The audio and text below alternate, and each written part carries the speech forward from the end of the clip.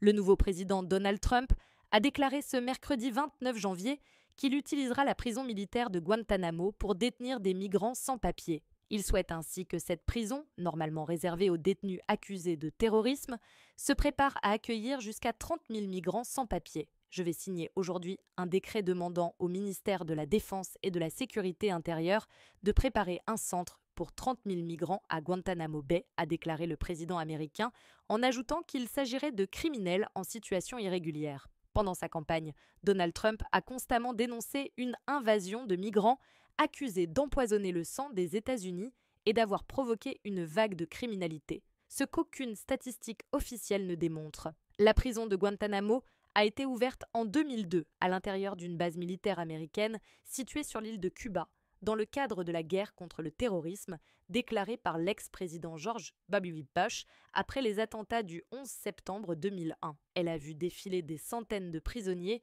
dont certains membres d'Al-Qaïda, et a provoqué de vifs débats au sein des États-Unis à cause de ses conditions de détention extrêmes et de son recours à la torture. Les ex-présidents démocrates Joe Biden et Barack Obama ont tous les deux formulé le vœu de fermer la prison sans jamais y arriver pendant leurs mandats respectifs.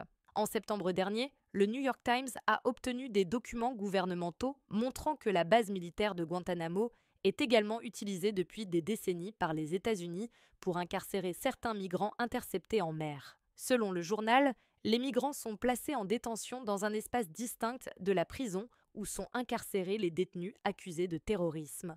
Certaines associations dénoncent leur traitement sur place sur la base de témoignages expliquant que les migrants sont surveillés lorsqu'ils appellent un avocat, qu'ils sont forcés de porter des lunettes occultantes lors de leur transport et que des rats sont attirés par les conditions d'hygiène déplorables de l'endroit.